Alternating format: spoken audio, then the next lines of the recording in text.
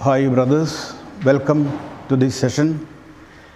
Up to now, we have seen about faith and the different phenomenological analysis of faith by three great theologians, Bultmann, Tillich, and Levinas. They have tried to analyze the same reality in different words, in different metaphors and different images. But they have all brought out the reality that is within all of us. It is like a small reality, but then it can be enlarged and seen, and that they have helped us to see. The reality what you have said is already there within you. And then you have to grow, perhaps. At the moment you don't feel, as the phenomenologists express, it is because it has not become really big and not grown. Your faith has to grow. Faith as commitment. Faith as knowledge and commitment together. Faith as knowledge as option. Your commitment, or let's say our commitment to God, is something that must grow. It is when it grows and becomes really something that carries you all through your life, then you will feel it differently. You will feel committed towards it. For anything that you do, it will be there in your consciousness. And then you will be able to realize how the descriptions by the theologians are very true. And this experience of faith comes out also in theoretical form. That we have to also take into note, because the experience has to be grown into, or the experience has to develop within us, and the different implications of it will become manifest only as we grow in faith. There can be two types of implications we saw yesterday. One is on the level of experience, and my actions will always correspond to the direction of faith, direction of the ultimate concern, the direction of the speaking faith. All my action, if in this way, ultimately controlled and decided by this orientation, my faith is being lived, and that is called spirituality. So we as human beings are drawn to something. We as human beings are finalized. Finality, that is what we experience. The philosophers speak of our finality towards something. The thing we do not know, but our finality. What is the meaning of finality? Finality means final cause. Final cause is by attraction. It is not causing, just like the uncaused causer. Uncaused cause creates a movement, and then things move like that. Here the presence of the uncaused cause at the back is necessary to speak about cause. When it is finality or final cause, there is no one causing the push. On the contrary, the reality becomes attractive to others. There is a dimension of sense of power in the other which moves them towards the cause, which moves them to the final end. So finality, we can speak only in terms of finality of each individual human person. We are finalized towards the reality. So that is something which takes place within me. If you are a cause in the causal sense, you have to be acting, and the actor should be there. Here, there is no actor. We feel ourselves oriented. We feel ourselves finalized towards God. I mean, theologians speaking. So the philosopher will speak that there is a finality towards something. What is that something? They do not know. So what can we say more? What do we mean by this? So, as I said already, it is a human experience to be concerned about something, deeply concerned. we can say we stand open towards something that is there. We have to make an option with our whole being to walk in a particular direction. These are experiences within our existence, within our consciousness, experience which can be named and reflectively objectivated. So these experiences are within us. What is outside we do not know, and we don't speak about that. A phenomenologist.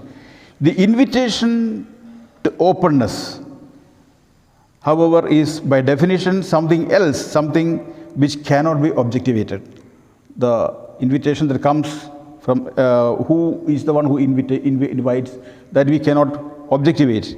It cannot be reduced to the terms of human thinking and to the dimensions of human outlook.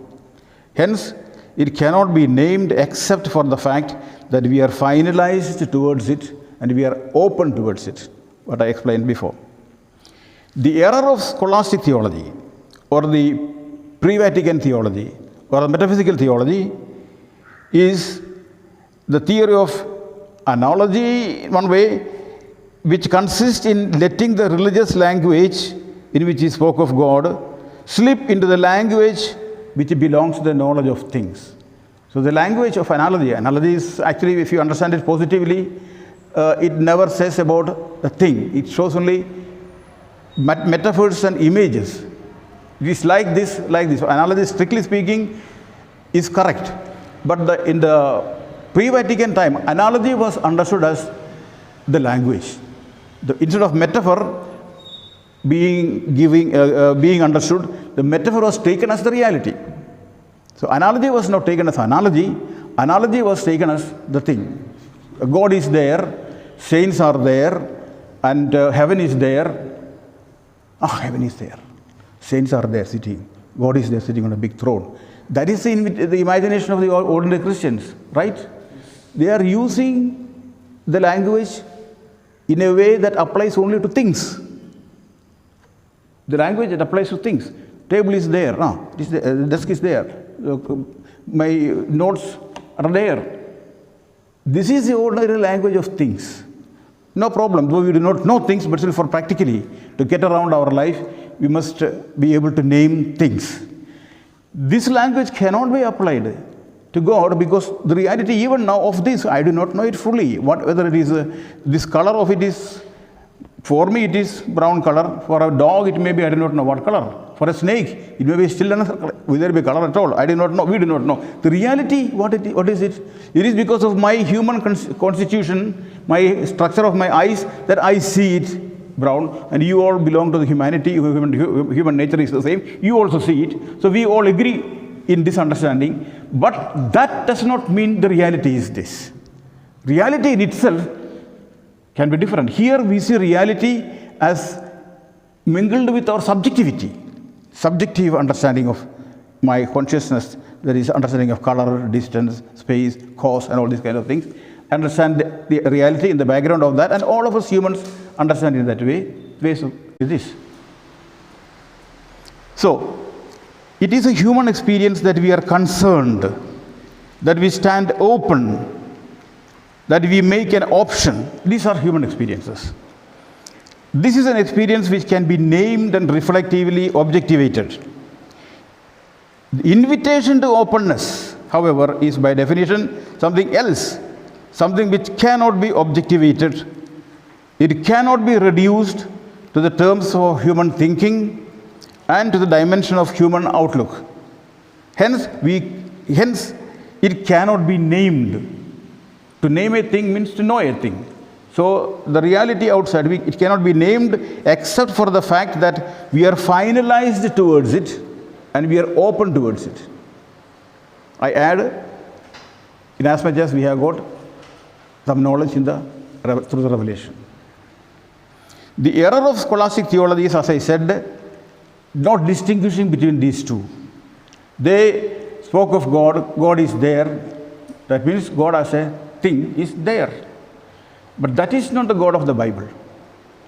God of the Bible is our experience of an invitation making us collaborators in the work of moving towards greater freedom for the people, greater freedom and greater life, greater dignity for the people. That is what we experience. And in that we say God is concerned about our thing, because we speak the religious language, and the Old Testament also they spoke the religious language. So you can say it's an element of myth. There is always an element of myth. The word God, for example, is an element of myth, not the expression of a reality. Reality we do not know. But then we use mythical expressions in order to explain our experience. Therefore, we speak legitimately enough of this. So there is a mythologization is there in theology. In this way, if you want to know.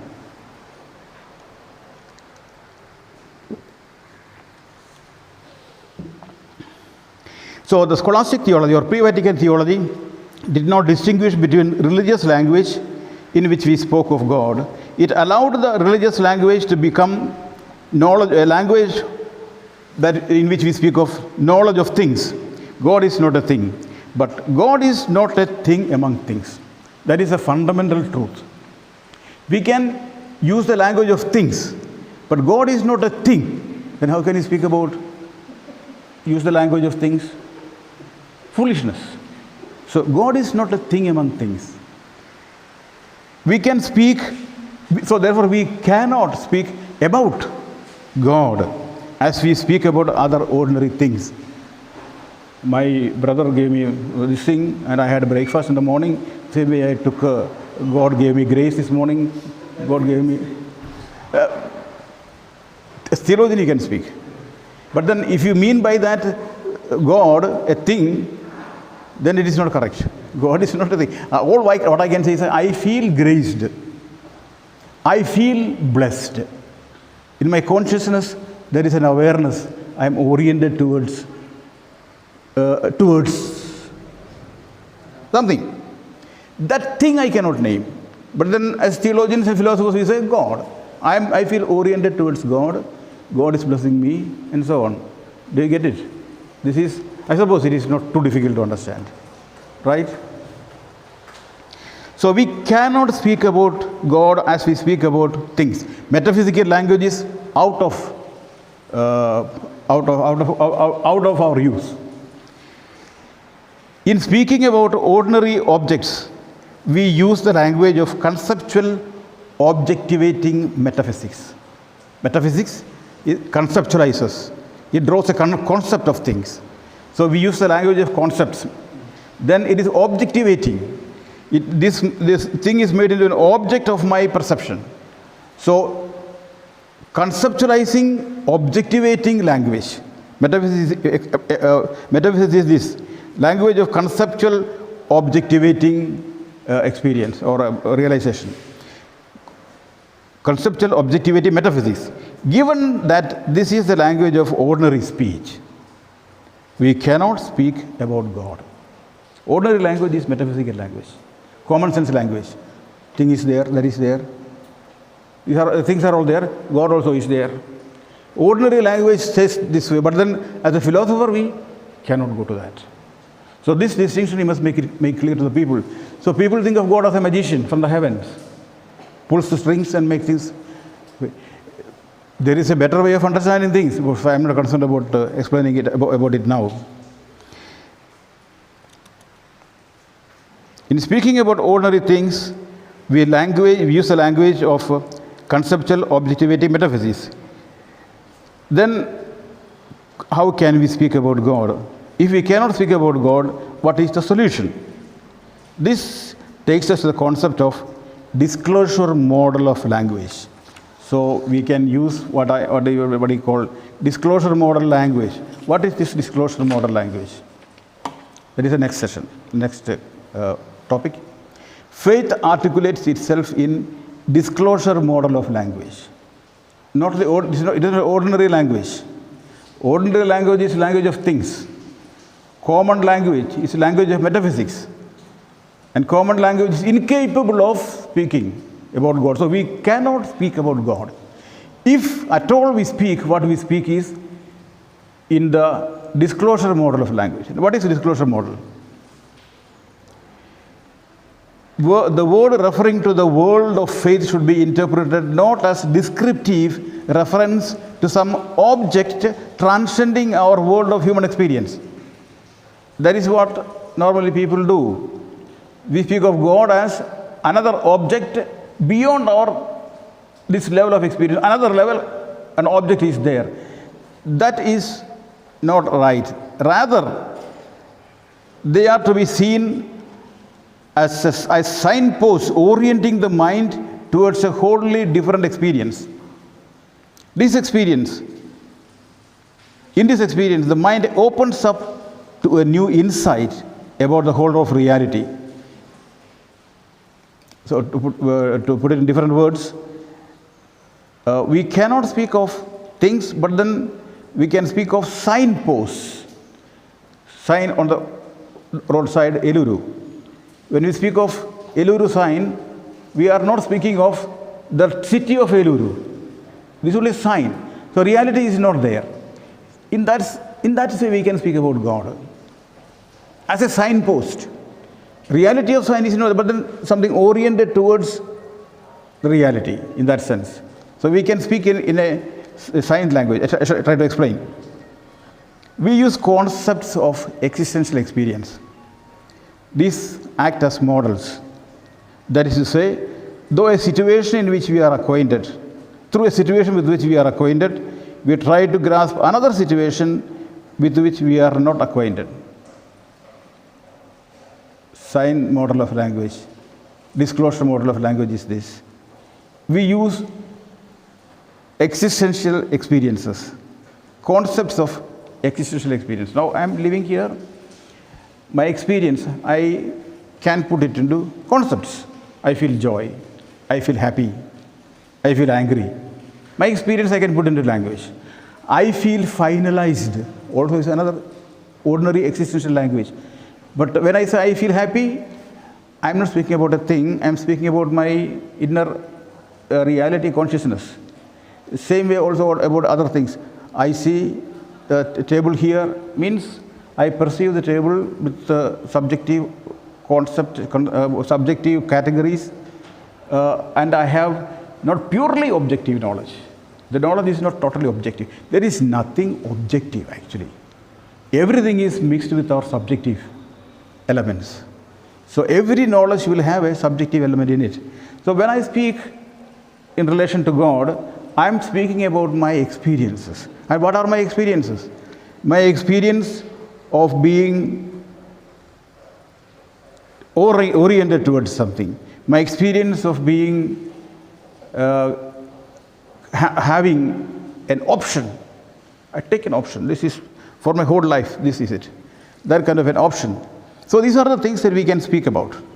And by means of this language, we try to understand or try to speak about God.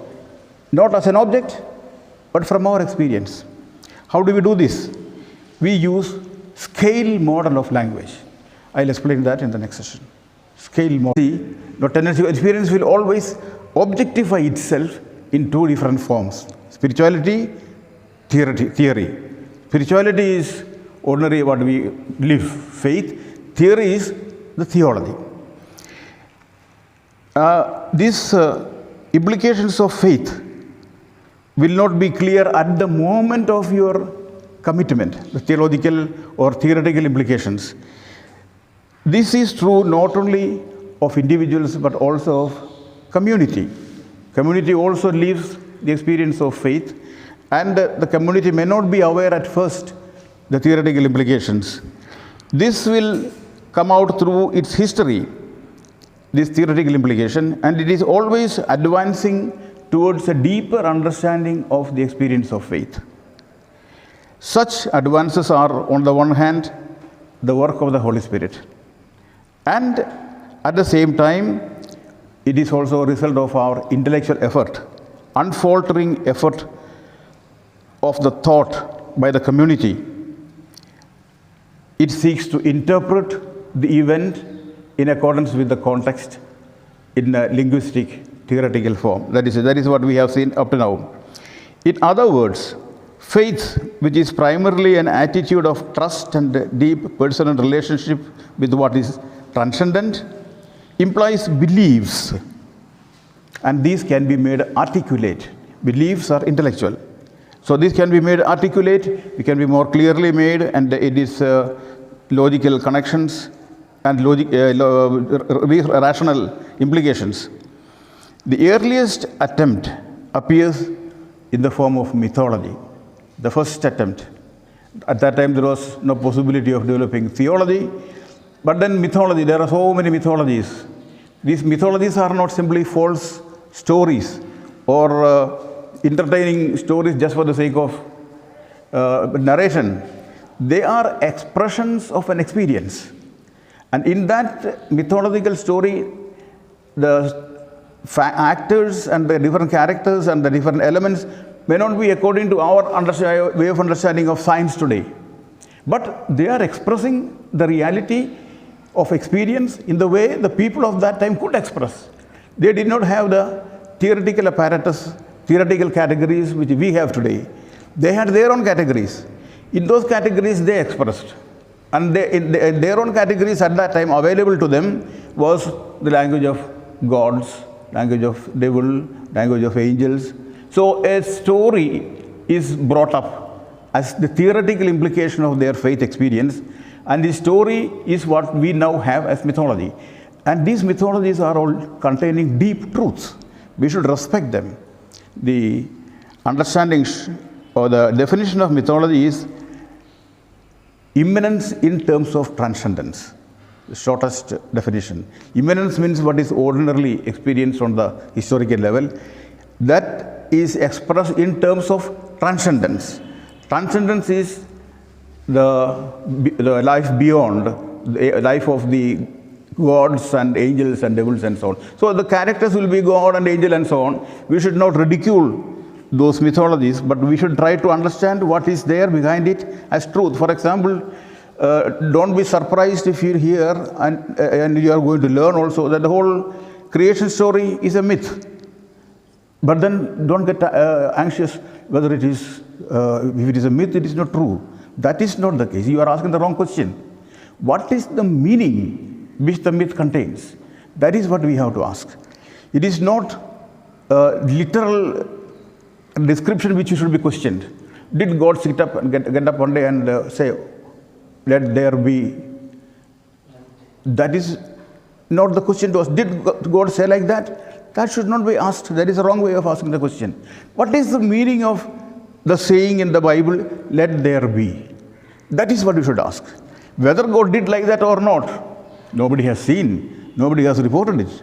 So the whole story is not realistic in that sense of the scientific understanding of newspaper report today. That is not to be understood in that sense at all. The question is faith question.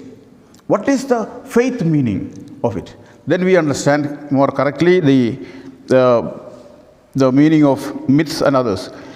When these expressions become more sophisticated, more rational and more logical and more connected, the formulations of doctrines and creeds finally becomes the enterprise of theological study, what we are having in our Vijnanalayam.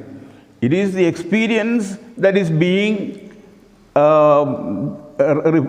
brought into expressions of logic and rationality, and that is what we are discussing about. So these expressions are in the Bible. The expressions are also there in the tradition. So all that we have to take into consideration. Now we come to faith taking the shape of spirituality. I already mentioned.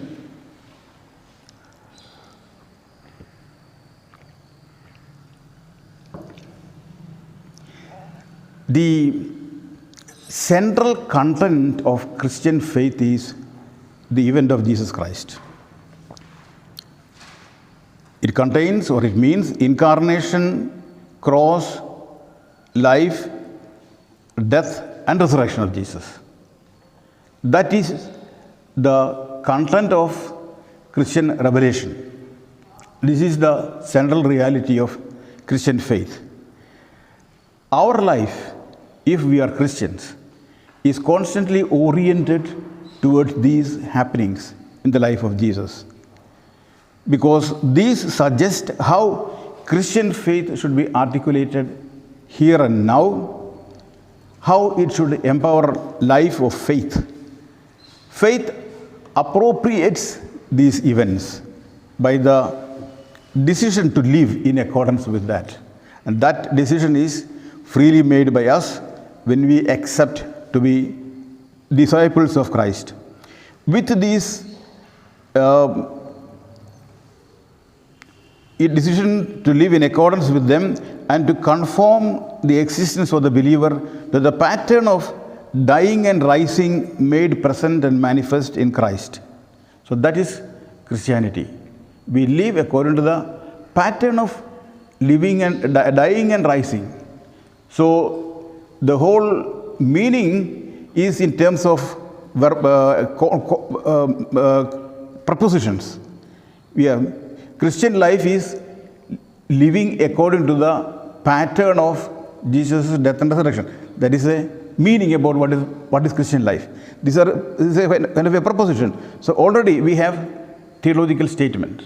So in this way, faith is always concretizable. Faith is translated into a linguistic term. When we live according to the life pattern of Jesus and his death and resurrection, then that is spirituality. Our way of life in the pattern of death and resurrection of Jesus. It is in virtue of this content that faith may see either to have affinity with other particular faiths or to be seen in opposition to it. I said faith is a phenomenon, human phenomenon. Now different people have different theoretical consequences. They may have written it down in the form of myths or in the form of theology. We can check whether their life corresponds to our way of life. Corresponding, not the question of the categories used are same or not. The categories can be different in different cultures. But living a commitment to God's will, God's plan for the world, that is same in different other religions also. Then we can compare their way of life and our way of life. How do they correspond? If they correspond, if there is an affinity with the faith, then it is agreeable with us. It is in one way acceptable. The word Christ may not be there.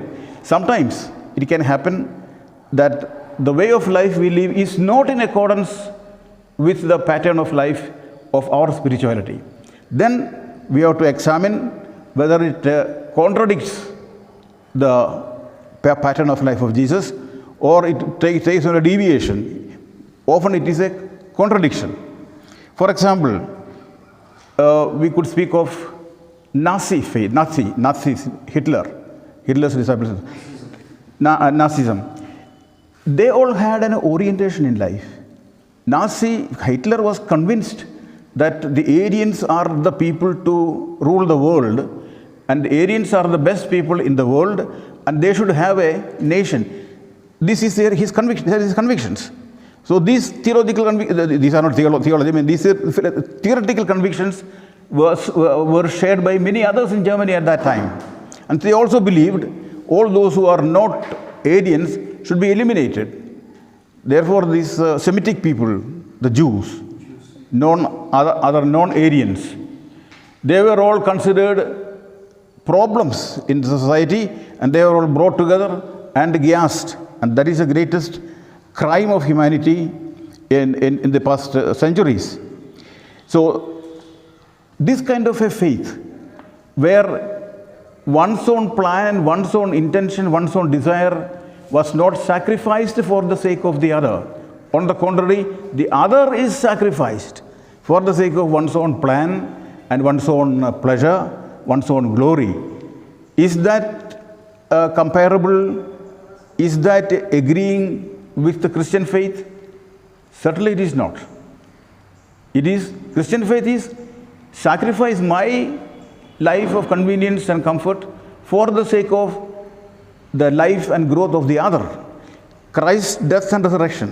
We die to ourselves so that the other may live. In the Nazi faith, we kill the others so that I may live. So it is contradictory. But then the Nazi understanding of faith, it is also faith. You understand? Faith is that which gives organization to your life. Faith gives kind of unity and direction in life. That corresponds also in the case of Nazis. They had a clear understanding about what they should do and what they are living for. They are living for this selfish understanding of the kingdom, selfish understanding of their own kingdom, Aryan kingdom, and Aryan's pleasure and Aryan's culture. All the other realities were sacrificed.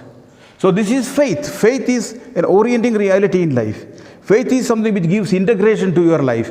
Faith is something which enables you to live with the meaning. All these are applicable to the Nazi faith. But the pattern of the Nazi faith is opposite to that of the Christian. So we say the Nazi faith is contradictory. Supposing we see the Buddhist faith. There, Buddha seems to have said that I don't go into nirvana until others also reach my stage. What is the pattern of life there? I don't go to the fulfillment, I don't go to the enjoyment of fullness until others also come. So others, here you see, pattern is more or less the same as that of death and resurrection. I die and come into life. The others may also accompany the new life and the new pattern. Hinduism, it is also more or less the same. There are so many sayings among the Hindus. Loka samasta sukhino bhavantu, for example. This is one of their sayings. Loka samasta, the whole world should become happy. I am a servant of the project of world becoming happy. It is, pattern is Christian, clear. So in that way we can compare other faiths in the degree of their correspondence with our faith. And we can say that faith is all right. If it is contradictory, then that faith is opposed and it is not correct. So in this way we look at the other religions, then we see we can have relationship with other religions. There is no need of eliminating Hindus in the whole world and then putting all people in the Christian church. So if faith is not in accordance with the Christian faith, you can notice it also. Even with comparing with the Christianity, you can see that that faith does not create a community. That faith is sterile. Nazi faith is sterile. It does not produce joy and happiness of the world. On the contrary, misery. So it is sterile, not creative. It does not create a community, and it is even self-destructive. What Hitler did at the end is symbolic. He killed himself. The whole Hitler faith or Nazi faith is self-destructive. So in this way we can compare faiths. So all the religions which have faith and all the non-religions which have faith, for example atheism, communism, we must compare on the basis of their pattern of life. The spirituality of a communist, we can speak of spirituality of a communist. You may not agree, but our term, spirituality of a Hindu, spirituality of a Buddhist, spirituality of a Jainist. Jainists are careful not to harm any form of life, not even an ant, and also the small little flies. So they cover their mouth and nose in order not to harm. How wonderful! The life of the other is more important, and they are ready to suffer. Cover nose and mouth, and so now you are covering these days. How it is? That becomes part of the life of a Jainist monk or Jainist. And how much their faith is in parallel with our faith. Both are in affinity. So we don't want to eliminate any religions in the world. To be Christian means to collaborate with others. They have got the right type of pattern of life. They have got the right spirituality, of course in the fundamental sense. When they speak of spirituality, they may use different terms. They will not use our terms. But that does not matter. What matters is the whole pattern of spirituality. So, now we come to the next point. Faith experienced as an intersubjective encounter. So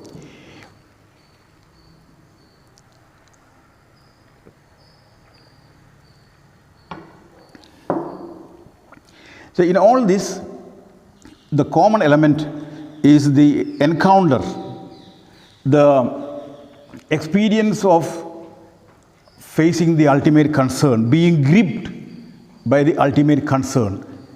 The Jains they are gripped by the ultimate concern of allowing all life to flourish. Hindus have the same thing. Buddhists have also the same thing, follow the middle way so that life may be enhanced, the suffering may be reduced, we may get out of suffering. That is a Buddhist way. So all this they are all gripped by ultimate concern. Their concern in the Hindu terms, it is moksha, where the miseries of life is overcome. In Buddhist term, it is nirvana, where all the desires and sufferings which cause, all that causes suffering is overcome. That is the goal. They are gripped by that concern. They want to enable everyone to overcome the causes of suffering and reach the fullness of joy, fullness of salvation. Same with regard to the Jains, all the other religions. So the question, when the philosopher speaks about it, he does not speak about Christ or God or anything. He speaks a common language, common terms. So that's why we spoke of ultimate concern. That is one word we used. Then we spoke of authenticity of existence. Then also we speak of ground of being in touch, the unconditionality of the other. These are all the expressions we use. And what do these expressions mean? Do they refer to God? And they are speaking God in different ways? No, they are not referring to God. God, a philosopher does not know about God. Philosopher cannot speak about God. So philosopher is professionally atheist. I mean, he does not speak about God, that's all. But then he expresses something that is deep within our life, in the life of those who are faithful, in the life of those who believe in God. And what is that reality? I feel gripped by an ultimate concern. That is my experience. It is nothing outside. It is part of my consciousness, being gripped. And the phenomenological analysis is analysis of the consciousness, analysis of the knowledge. No more analysis of the reality. If it were to speak about the existence of God, that would be wrong. That would be, we are speaking about reality outside. How do you know about reality outside? What right have you got to speak as a philosopher in terms of God? You can speak in terms of your experience, human experience. Analyze that. That's all that we can do. So a philosopher is an atheist. He should be an atheist, even though I am a believer. The ontological theory. That is the ontological theory. Now, ontology or metaphysics, metaphysical way of talking is the old pattern of talking that is now considered not adequate. It is speaking about something about which we cannot speak, speaking about reality about which you do not know. So actually, we are speaking about God about which we have no right to speak. You can only keep silence before God. You can bow your head. Of course, this is part of experience also. As Dostoevsky says in somewhere, if you do not bow before a cross, you will in spite of that bow somewhere. You bow, you don't know cross. I mean, I am not reproducing his words exactly, but then somewhat this. It is human experience to adore and venerate. That is, we can say. We are adoring God. That a philosopher cannot say, only theologian will say. Adoring God and so on. So we have got a tendency to be related to the transcendent. That is what Dostoevsky is trying to present. We bow and adore. If God is not there, I mean, if they don't believe in God, there's something else. But bowing before reality, bowing before something is our experience. The reality is something about which we cannot speak. We should be humble. We should speak the language of phenomenology in this sense. So, what we are doing is, we are not speaking and naming the reality behind. We are only expressing the orientation and attitude which we have in our mind. Clear? We are not speaking about the reality. We are speaking about what is in our consciousness. We are bound to live with an attitude of adoration, an attitude of respect, attitude of being gripped by the other. Only then we will find meaning for our life. The attitude of relating to the ground of being, unconditionality of the other. So these are attitudes within us. We can speak about these attitudes, and we don't speak about the ultimate reality of the person or whatever there may be. God is beyond comprehension. So better not to speak about God as a philosopher. He is beyond comprehension by definition. But a theologian can speak because he accepts revelation. Revelation which we have got in the written form in the Bible. If the Bible speaks of God, we can speak of God because it is the experience articulated by the forefathers. At that time, they could easily speak about God, and they knew themselves in relation with God in that sense. So today, philosopher cannot speak, theologian can speak of God.